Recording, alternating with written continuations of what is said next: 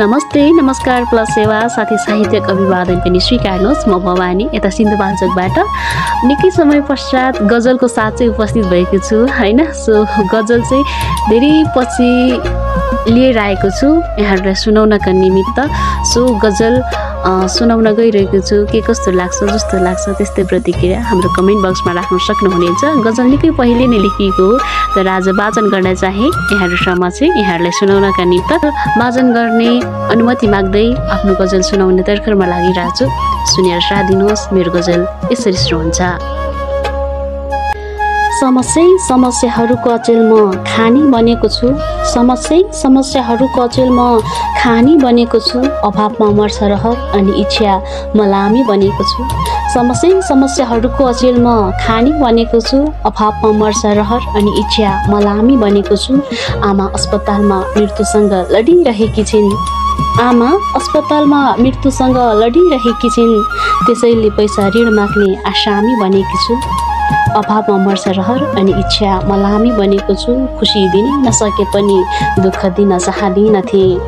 खुसी दिनै नसके पनि दुःख दिन चाहदिनथे। तर बिमार छ इच्छा र चाहना, आफू धामी बनेको छु।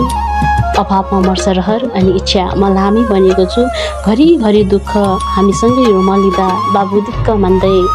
घरिघरि दुःख हामीसँगै रोमलिँदा बाबु दिक्क मान्दै। घरिघरि दुःख हामीसँगै रोमलिँदा बाबु दिक्क मान्दै।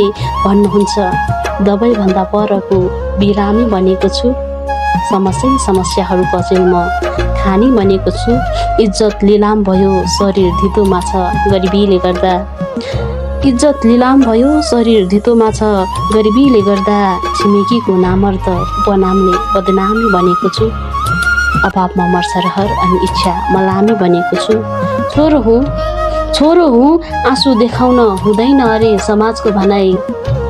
छोरो हुँ आँसु देखाउन हुँदैन अरे समाजको भनाइ। छोरो हुँ आँसु देखाउन हुँदैन अरे समाजको भनाइ।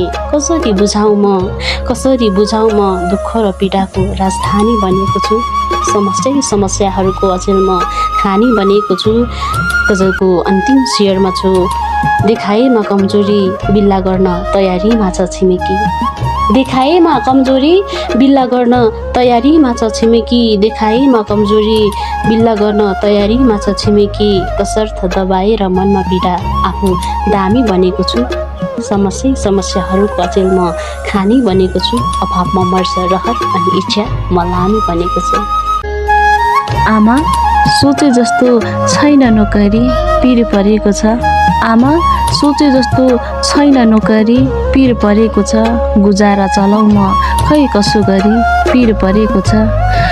जिन्दगीलाई गुलाफ बनाउने ठुलो रहर थियो। जिन्दगीलाई गुलाफ बनाउने ठुलो रहर थियो। महोदय जिन्दगीलाई गुलाफ बनाउने ठुलो रहर थियो। ओइलिँदैछु परेको छ खडेरी पिर परेको छ। आमा सोचे जस्तो छैन नोकरी पिर परेको छ। रहरलाई पनि कस्तो रहर लागेको होला। हेर्नुहोस् त रहरलाई पनि कस्तो रहर लागेको होला। रहरलाई पनि कस्तो रहर लागेको होला। ठक्कर खाँदैछु म घरिघरि पिर परेको छ। आमा सोचे जस्तो छैन नोकरी पिर परेको छ। गजलको अन्तिम शेयरमा छु। सन्तान राम्रै पढाउने आशले होला। सन्तान राम्रै पढाउने आशले होला। साउसँग बन्दकीमा छ आमाको दिलहरी पिर परेको छ। आमा सोचे जस्तो छैन नोकरी पिर परेको छ। गुजारा चलाउ म खै कसो गरी पिर परेको छ। धन्यवाद। दिन प्रतिदिन पुग्छौ रे मन्दिर के पुगेन फेरि। दिन प्रतिदिन पुग्छौ रे मन्दिर के पुगेन फेरि। ढोकेर पत्थर फर्कियो रे आखिर के पुगेन फेरि। दिन प्रतिदिन पुग्छौ रे मन्दिर के पुगेन फेरि। ढोकेर पत्थर फर्कियो रे आखिर के पुगेन फेरि। सँगै हुँदा कदर गर्नै जानेनौ सम्झिन्छौ रे निकै। सँगै हुँदा कदर गर्नै जानेनौ सम्झिन्छौ रे निकै। हृदय हेरी बस्छौ रे मेरो तस्बिर के पुगेन फेरि। दिन प्रतिदिन पुग्छौ रे मन्दिर के पुगेन फेरि।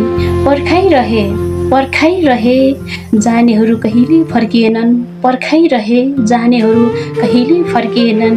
आज आएर लिन्छ रे पिर के पुगेन फेरि, दिन प्रतिदिन पुग्छौ रे मन्दिर के पुगेन फेरि।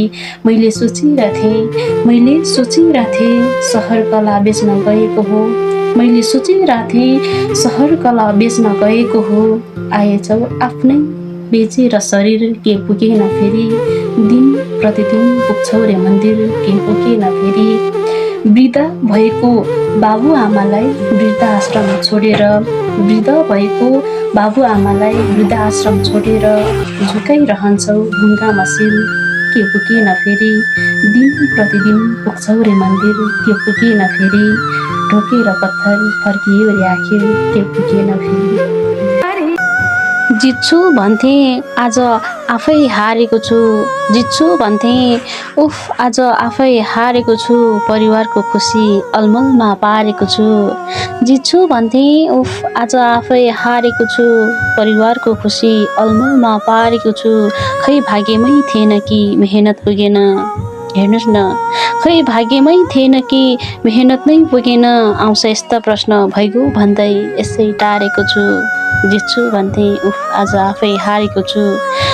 दुःख अनि वेदनाको पलहरू सम्झी ल्याउँदा, दुःख अनि वेदनाको पलहरू सम्झी ल्याउँदा आफैले आफैलाई कैयौँ रात पीडामा मारेको छु। परिवारको खुसी अलमलमा पारेको छु। त्यति कमजोर त छँदै छैन त्यो भवानी बुझ्छु म, त्यति कमजोर त छँदै छैन त्यो भवानी बुझ्छु म, त्यति कमजोर त छँदै छैन त्यो भवानी बुझ्छु म। गन्तव्य एउटै हो बस हिँड्ने बाटो सारेको छु। जित्छु भन्थे उफ आज आफै हारेको छु। परिवारको खुसी अलमलमा पारेको छु।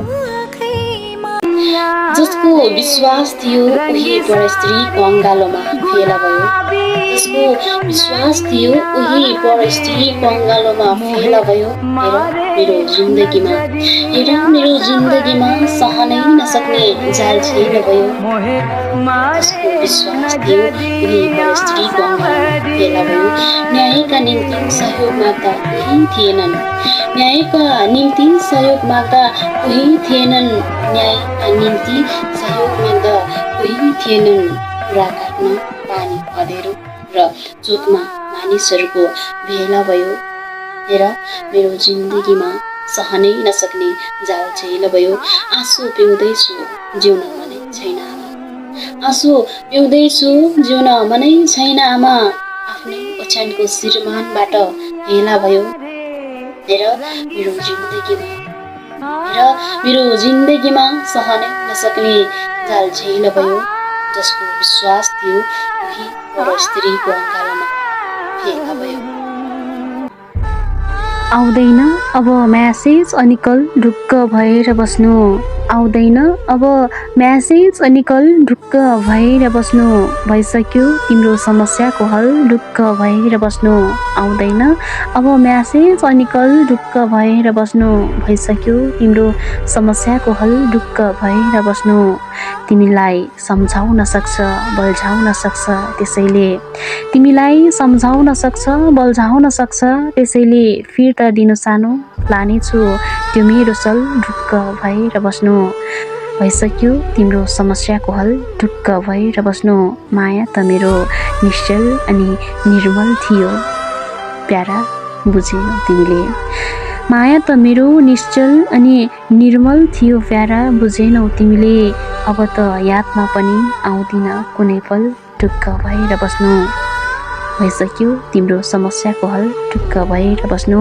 हाम्रो सम्बन्ध बचाउन खोजेकै हो आफ्नै सोचेकै हो, हाम्रो सम्बन्ध बचाउन खोजेकै हो आफ्नै सोचेकै हो। खै अब त गर्ने नै छैन, खै अब त गर्ने नै छैन जबरजस्ती एक्लै बल ढुक्क भएर बस्नु। भइसक्यो तिम्रो समस्याको हल ढुक्क भएर बस्नु। आउने छैन म्यासेज अनि कल ढुक्क भएर बस्नु।